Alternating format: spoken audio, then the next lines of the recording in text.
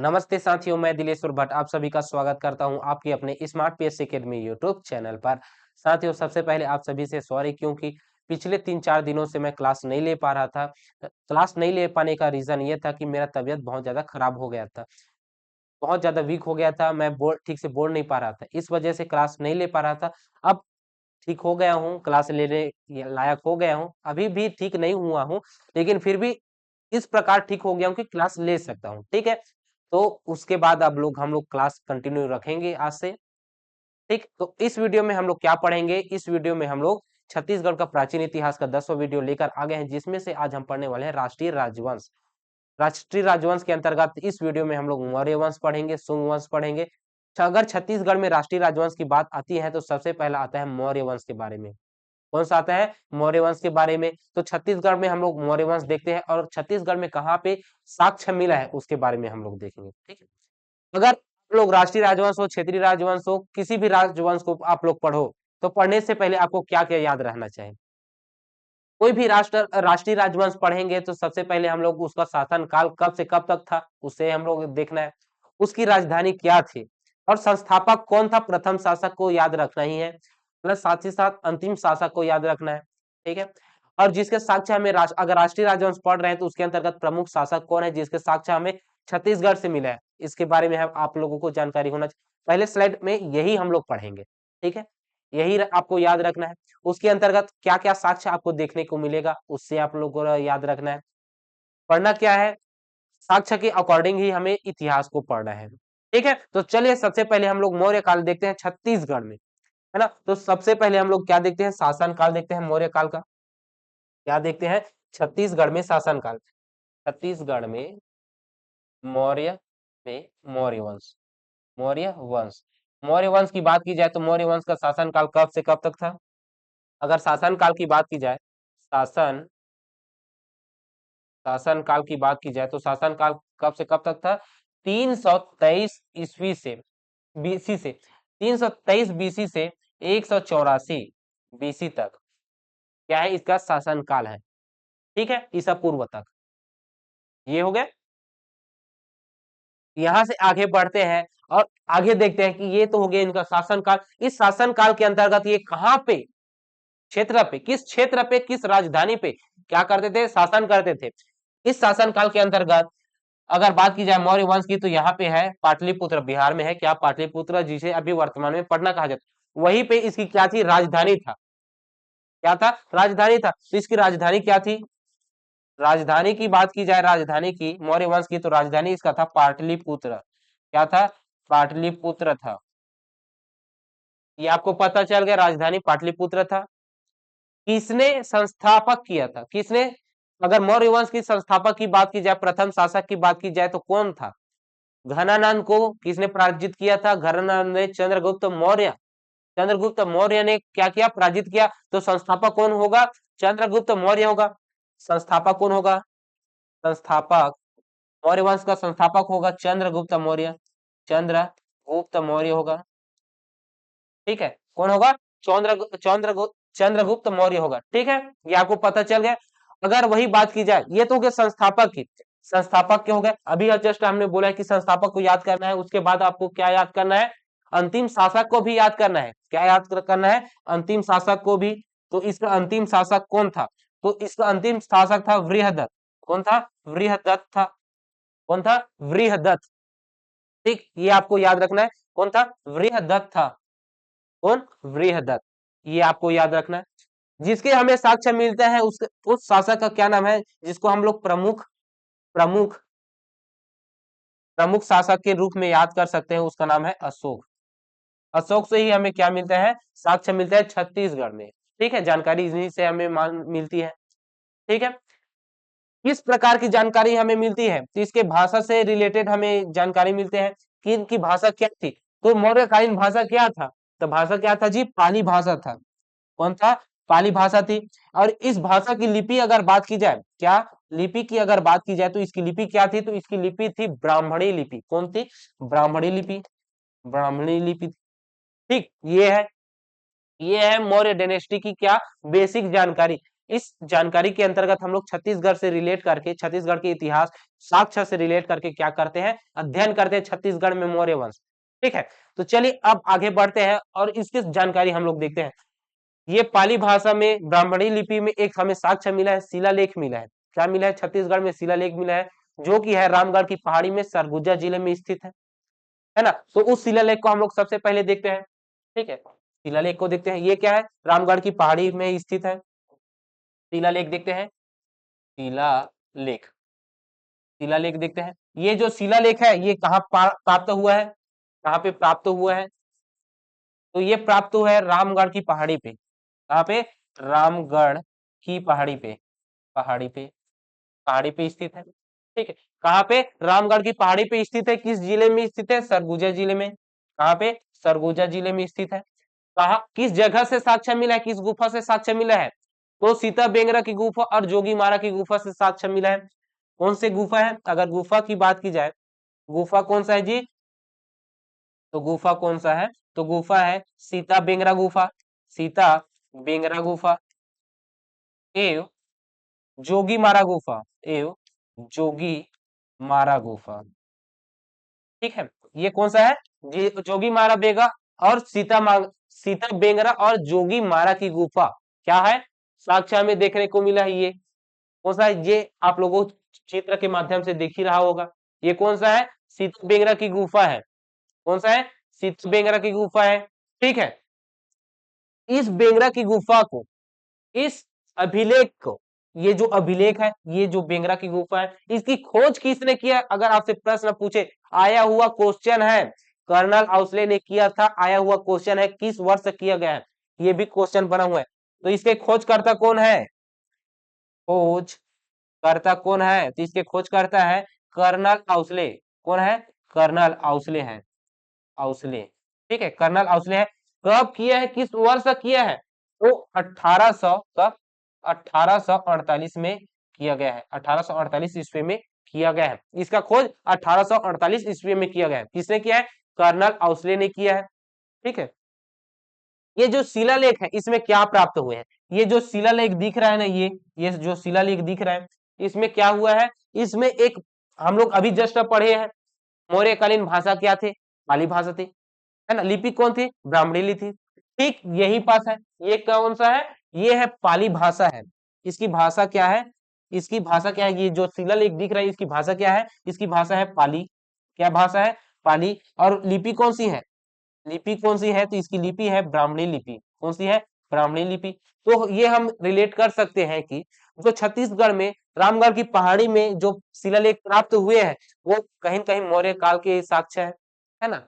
इस मौर्य काल में क्या साक्ष्य मिला है उसे भी हम लोग आगे देखेंगे। ठीक है, ये क्या है? इस गुफा में हमें क्या देखने को मिला है? ये ब्राह्मणी लिपि और प्राकृत भाषा। ठीक है, ये हो गया शिलालेख से रिलेटेड। आगे बढ़ते हैं हम लोग और आगे बढ़ते हैं और आगे देखते हैं। ठीक है, ये क्या जी? ये है नाट्यशाला है।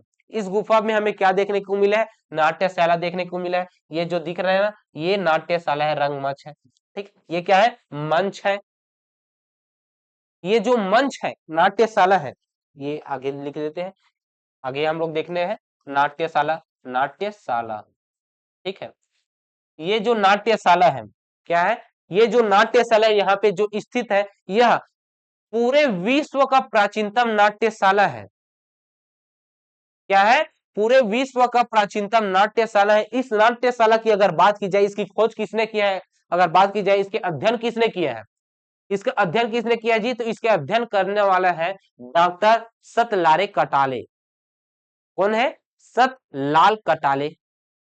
ठीक है, तो इसके बारे में हम लोग क्या देखे हैं जी? इसका अध्ययन किसने किया है? क्या है? अध्ययन किसने किया है? अध्ययन, अध्ययन किसने किया है इसे देखते हैं। सतलाल कटाले। किसने किया है? सतलाल कटारे ने किया है। ठीक है, अध्ययन किसने किया है? सतलाल कटारे ने किया है। क्या अध्ययन किया है? इसने बताया है कि ये जो नाट्यशाला है क्या है? ये जो नाट्यशाला है ये पूरे विश्व का प्राचीनतम नाट्यशाला है। पूरे विश्व का, विश्व का प्राचीनतम नाट्यशाला है, नाट्यशाला है, ठीक है। क्या है? पूरे विश्व का प्राचीनतम नाट्यशाला है। ये जो आपको दिख रहा है, ये जो रंगमंच यहाँ पे जो दिख रहा है, ये क्या है? प्राचीनतम नाट्यशाला है, ठीक है। ये हो गया। और क्या देखने को मिला है? यहाँ पे शैल चित्र देखने को मिला है। ये जो दिख रहा है, ये क्या है? शैल चित्र आपको देखने को मिल रहा है। ये तो क्या है? प्राकृत भाषा और ब्राह्मणी लिपि में अभिलेख देखने को मिला है यहाँ पे, लेकिन यहाँ पे क्या है? शिलालेख देखने को मिल रहा है, ठीक है। इस शिलालेख में आपको क्या पता चल रहा है? क्या देखने को मिला है? यहाँ पे शिलालेख भी लिख लेते हैं। शिलालेख, शैल चित्र है जी। शिलालेख तो हम लोग देख लिए हैं। ये क्या है? शैल चित्र है, शैल चित्र, ठीक है। शैल चित्र है। इस शैल चित्र में और शिलालेख में क्या हमें देखने को मिलता है?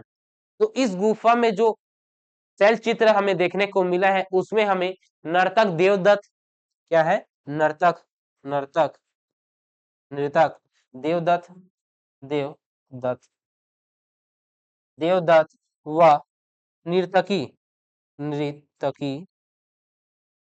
तुतनुका, तुतनुका, तुतनुका के प्रेम गाथा का वर्णन मिलता है। क्या मिलता है? प्रेम गाथा का वर्णन मिलता है। ये इन दोनों का क्या है? इन दोनों का प्रेम गाथा का वर्णन मिलता है। प्रेम गाथा का वर्णन मिलता है। किससे मिलता है? इस शिलालेख से हमें देखने को मिलता है, शैल चित्र से देखने को मिलता है, ठीक है। ये हो गया। इतने तक कोई डाउट? क्लियर, क्लियर हो गया ना? ठीक है। अब हम लोग देखते हैं क्या मौर्य जो वंश है, इसका जो साक्ष्य है, वो छत्तीसगढ़ के किस स्थल से हमें प्राप्त हो, उसे हम लोग देखते हैं। ये तो बेसिक जानकारी था, है ना? इतना भी आप लोगों को देखने को मिल गया है, जिसमें से हम लोग सीता बेंगा की गुफा, जोगी मारा की गुफा को ही देखे हैं। लेकिन इनसे रिलेटेड और भी बहुत सारे साक्ष्य हमें देखने को मिलते हैं। अगर कोई भी वंश की अगर इतिहास की बात की जाए, तो मुद्रा से, स्मारक से, है ना? मुद्रा से, स्मारक से, ऐसे हम लोग साक्ष्य देख सकते हैं, शिलालेख से, ताम्रलेख से। चलिए आगे बढ़ते हैं, तो फिर देखते हैं। अगर मौर्य वंश की बात की जाए, छत्तीसगढ़ में मौर्यकालीन साक्ष्य क्या है? छत्तीसगढ़ में मौर्यकालीन साक्ष्य, साक्ष्य कहाँ से मिले? ठीक है, छत्तीसगढ़ में मौर्यकालीन साक्ष्य आप लोग अभी देखे हैं ना? कौन सा? यहाँ पे है रामगढ़ की पहाड़ी। कहाँ पे है? यहाँ पे है रामगढ़ की पहाड़ी। इस रामगढ़ की पहाड़ी में एक गुफा है। इस गुफा का क्या नाम है? और एक और गुफा है। दो गुफा को हम लोग देखे हैं, जिसमें से पहला गुफा में हमने क्या देखा है? पहले गुफा में हमने देखा है सीता बेंगरा की गुफा। कौन सा? सीता बेंगरा की गुफा, सीता बेंगरा की गुफा।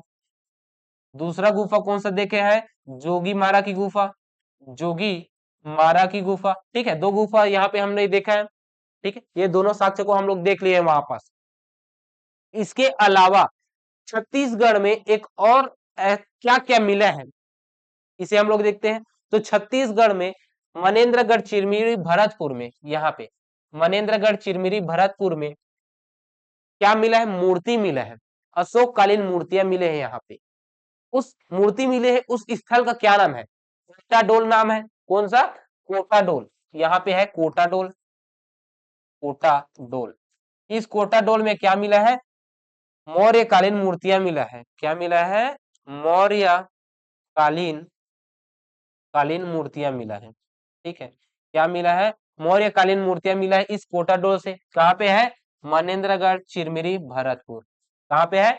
मनेन्द्रगढ़ चिरमिरी भरतपुर में है, ठीक है। ये कौन सा है? ये है सरगुजा जिला, ठीक है। ये तीन जगह आपको देखने को मिल गया। अब आते हैं हम लोग सिक्के पे। सिक्के से ही बहुत सारे साक्ष्य हमें देखने को मिलते हैं, जिसमें से दो प्रकार के आपको सिक्का देखने को मिल जाएगा। एक तो है आहत मुद्रा, जिसे हम लोग पंचमार्क मुद्रा कहते हैं। क्या है? आहत मुद्रा, जिसे और भी नाम से जाना जाता है, पंचमार्क मुद्रा के नाम से। और दूसरा है सामान्य, जो कोई तांबे से सिक्का, चांदी का सिक्का देखने को मिलता है, ठीक है। उस अब आहत मुद्रा बोल दिए सर, तो आहत मुद्रा क्या है?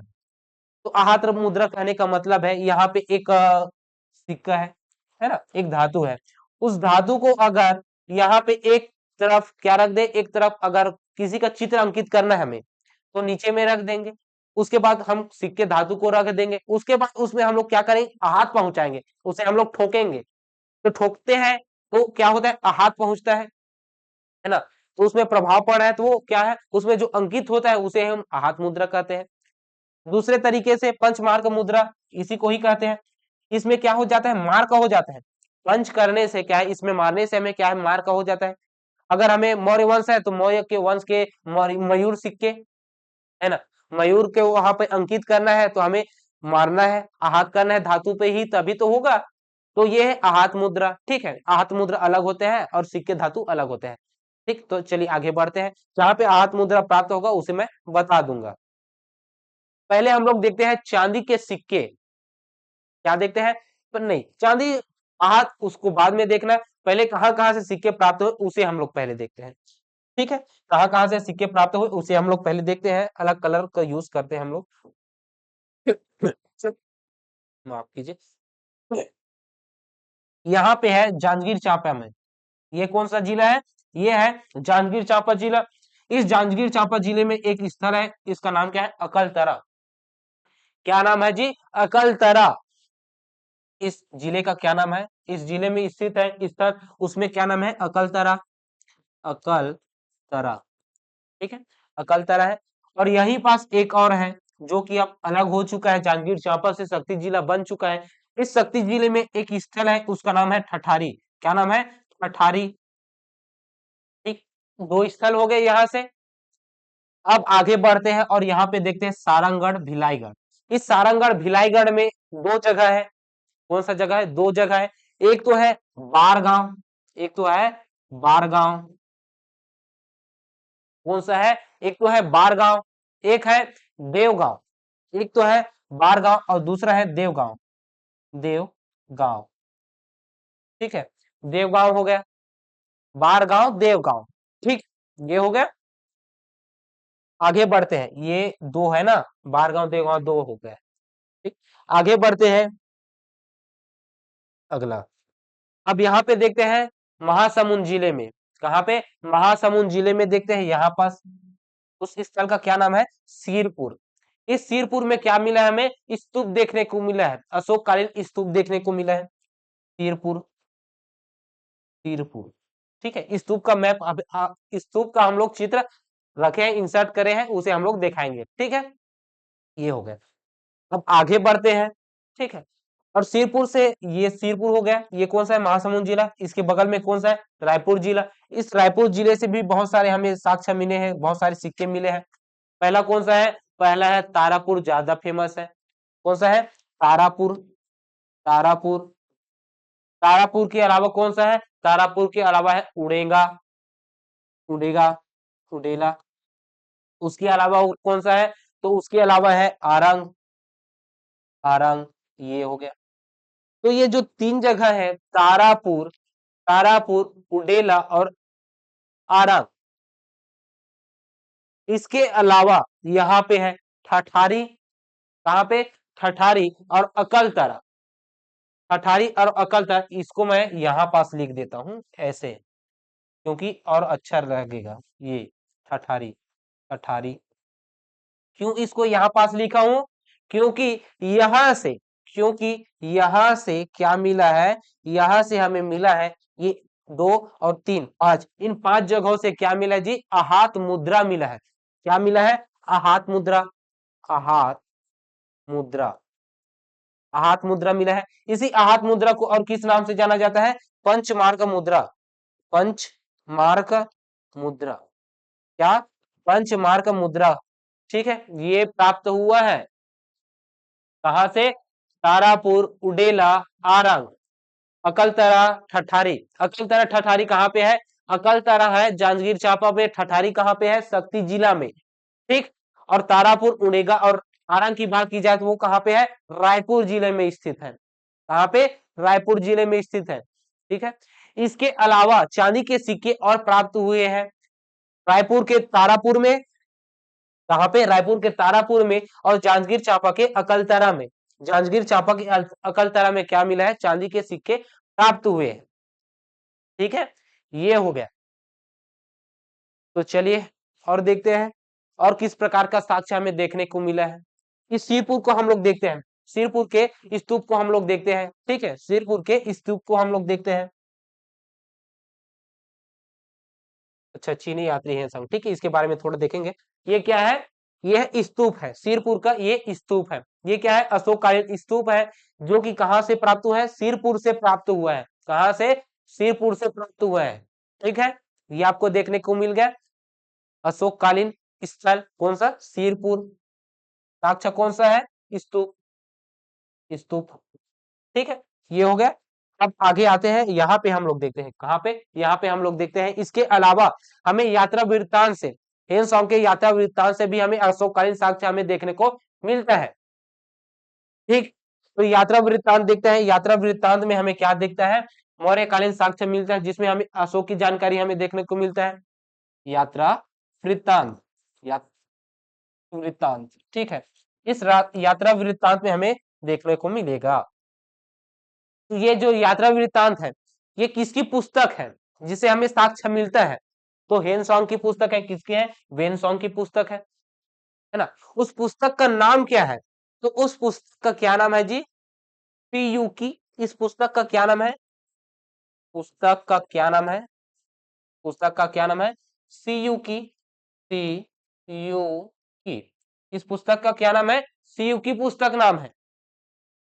ठीक है, इन्होंने छत्तीसगढ़ में यात्रा कब किया है? इन्होंने छत्तीसगढ़ में यात्रा कब किया है ना। यात्रा कब किया है? यात्रा कब किया है? तो यात्रा किया है 639 ईस्वी में। 639 ईस्वी में किया है।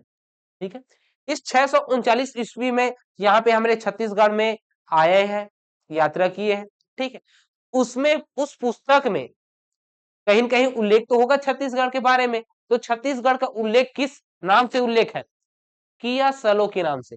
छत्तीसगढ़ का उल्लेख, छत्तीसगढ़ का उल्लेख, छत्तीसगढ़ का उल्लेख किस नाम से किया गया है? तो छत्तीसगढ़ का उल्लेख किया गया है किया सलो के नाम से। किस नाम से? किया सलो के नाम से, सलो के नाम से। किस नाम से? किया सलो के नाम से उल्लेख किया गया है। और इसमें क्या बताया गया है? इसमें यह बताया गया कि अशोक ने जब कलिंग विजय के बाद छत्तीसगढ़ में मौर्य साम्राज्य का अंश बना है ना। छत्तीसगढ़ पहले क्या था? मैंने जस्ट आपको लोगों को पहले बता दिया हूं, क्या यहाँ पे बता दिया था। ये पहले क्या था, यहाँ पे मैं बता दूं। ये जो मौर्यकालीन जो साम्राज्य ये मौर्य वंश का जो साम्राज्य है, ये कुछ इस प्रकार से है ना। तो इस प्रकार से है। तो क्या है, जो चंद्रगुप्त मौर्य है, क्या है? चंद्रगुप्त मौर्य है। चंद्रगुप्त मौर्य ने यहाँ पे क्या किया था? साक्ष्य, यहाँ पे दक्षिण विजय नहीं किया था। दक्षिण क्षेत्र मौर्य वंश का हिस्सा नहीं था। इसको किसने हिस्सा किया है जी?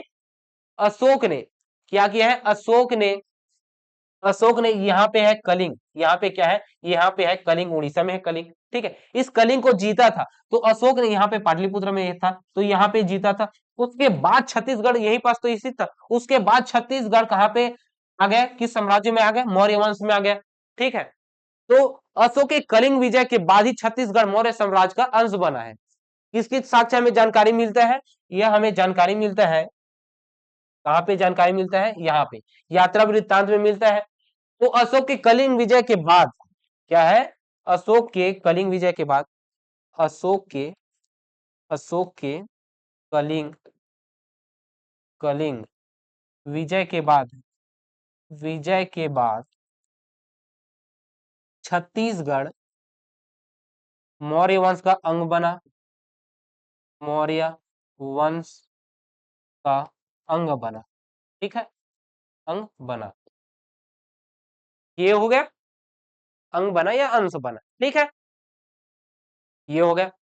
और इसमें जो स्तूप बना हुआ है, क्या है? इसमें जो स्तूप बना है, ये वाला स्तूप, ये जो स्तूप बना है, इसका साक्ष्य हमें यात्रा वृत्तांत से ही पता चलता है।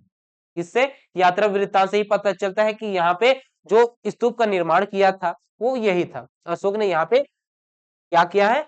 स्तूप का निर्माण कराया है।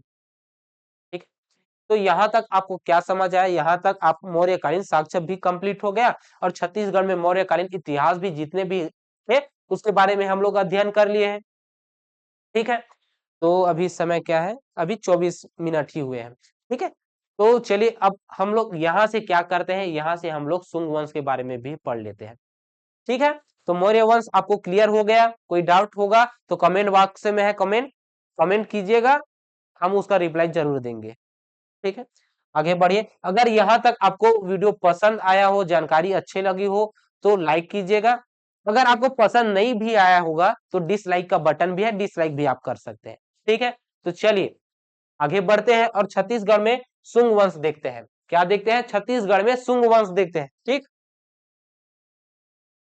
छत्तीसगढ़ में शुंग वंश, शुंग वंश मौर्योत्तर काल में क्या होता है, जब साम्राज्य है वो क्या है, ब्राह्मणों का उदय हो जाता है, ब्राह्मण वंश का उदय हो जाता है, तो शुंग वंश भी ब्राह्मण वंश में ही आता है। ठीक है, तो इस शुंग वंश का शासन काल कब से कब तक था, इस शुंग वंश का शासन काल कब से कब तक था, हम लोग यही जाने हैं ना कि हमें कोई भी राष्ट्रवंश पढ़ना है, कोई भी क्षेत्रीय राजवंश पढ़ना है, उसके पहले हमें शासन काल के बारे में पता होना चाहिए।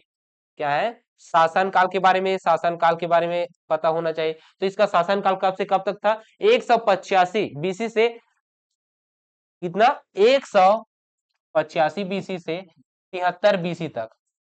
कब से कब तक, 185 बीसी से 73 बीसी तक इसका क्या था, शुंग वंश शासन काल था। ठीक है, आगे बढ़ते हैं, इसके शासन काल की तो देख लिए, यह वहां पे, ये कहाँ पे इसकी राजधानी थी, इसे हम लोग देख लेते हैं। तो इसकी राजधानी की बात की जाए, राजधानी, तो इसकी राजधानी कहाँ पे थी जी, तो इसकी राजधानी थी विदिशा। कहाँ पे, विदिशा पे था, विदिशा। ठीक, ये हो गया। इसके शासक की बात की जाए, प्रथम शासक की बात की जाए, संस्थापक की बात की जाए, तो संस्थापक कौन थे जी, तो संस्थापक थे देवभूति। देवभूति तो अंतिम थे, देवभूति अंतिम थे, सॉरी। संस्थापक थे पुष्यमित्र शुंग। कौन थे, संस्थापक, संस्थापक पुष्यमुति शुंग, पुष्यभूति शुंग, पुष्यभूति शुंग।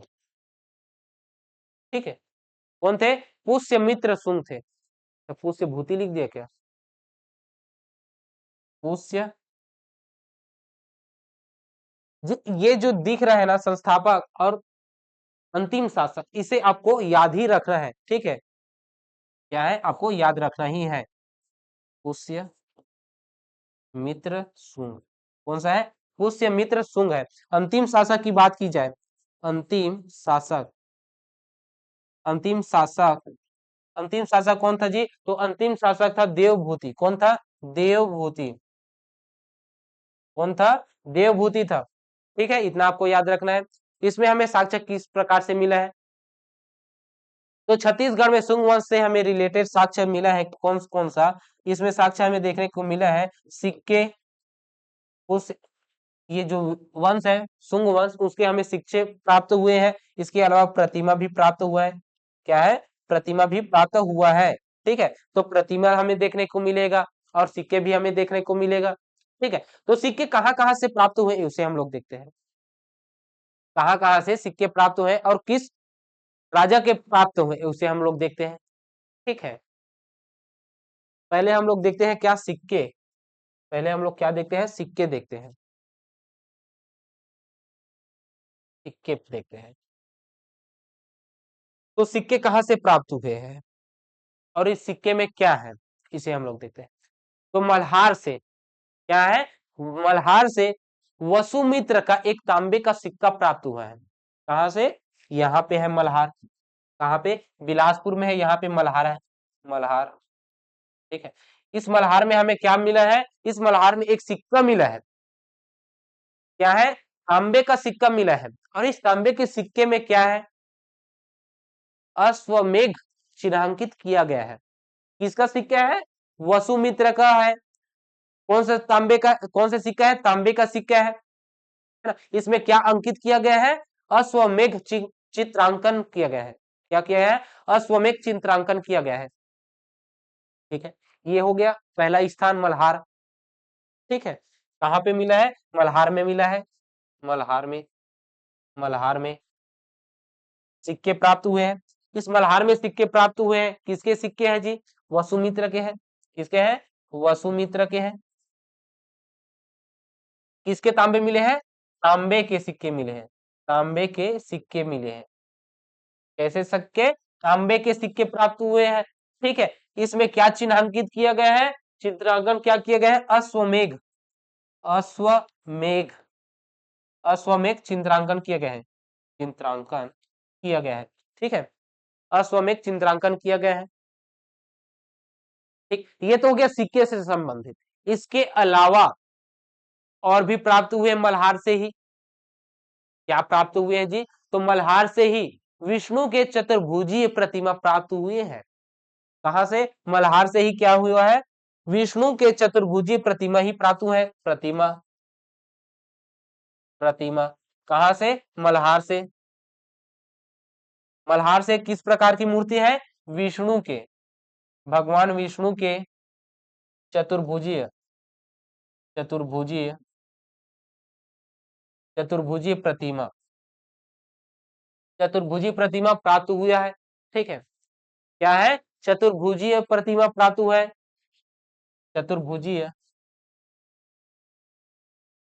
ठीक है, चतुर्भुजीय प्रतिमा प्राप्त हुआ है। ठीक, चतुर्भुजीय प्रतिमा प्राप्त हुआ है यहां से। और इसकी जानकारी हमें कहां से मिला है? मल्हार से मिला है। ठीक है, और इस अभिलेख का क्या है? इस अभिलेख का जो अध्ययन किया है उसने किसने किया है? और इसने हमें क्या, और कौन है जो हमें बताया कि यह प्रतिमा शुंग वंश का है ना? शुंगकालीन लिपि है, इसे किसने बताया है? डॉक्टर श्याम कुमार पांडे ने बताया है। किसने? डॉक्टर श्याम, श्याम कुमार पांडे ने, डॉक्टर श्याम कुमार पांडे ने क्या बताया जी? डॉक्टर श्याम कुमार पांडे ने हमें बताया है क्या कि ये जो प्रतिमा प्राप्त हुआ है, क्या है? ये जो प्रतिमा प्राप्त हुआ है, इस प्रतिमा में जो अभिलेख लिखा हुआ है, क्या है? इस प्रतिमा में जो अभिलेख लिखा हुआ है, अभिलेख लिखा हुआ है, ये कौन से वंश का है? यह शुंग कालीन है, यह शुंग कालीन लिपि है। क्या है? शुंग कालीन लिपि है। इसकी जानकारी हमें कौन देता है? सर्वप्रथम देता है कौन? डॉक्टर श्याम कुमार पांडे। ठीक है, ये हो गया। तो मल्हार से कौन सा प्रतिमा प्राप्त हुआ? विष्णु के चतुर्भुजी प्रतिमा प्राप्त हुआ है। ठीक है, ये हो गया। तो आपको शुंग वंश के अंतर्गत इतने ही बस को याद रखना है, मौर्य वंश के अंतर्गत इतने ही को ही याद करना है। ठीक है, तो आशा करता हूं कि यह वीडियो आपको पसंद आया होगा, है ना, और पूरा पूरा क्लियर भी हो गया होगा। तो शुंग वंश और मौर्य वंश यहाँ पे समाप्त होता है, और कल के वीडियो में हम लोग और भी राष्ट्रीय राजवंश है उसके बारे में अध्ययन करने वाले हैं। ठीक है, तो यह वीडियो आपको कैसा लगा कमेंट करके बताएंगे। अगर यह वीडियो आपको पसंद आया होगा तो लाइक कीजिए, पसंद नहीं आया होगा डिसलाइक का भी ऑप्शन है, डिसलाइक कीजिए।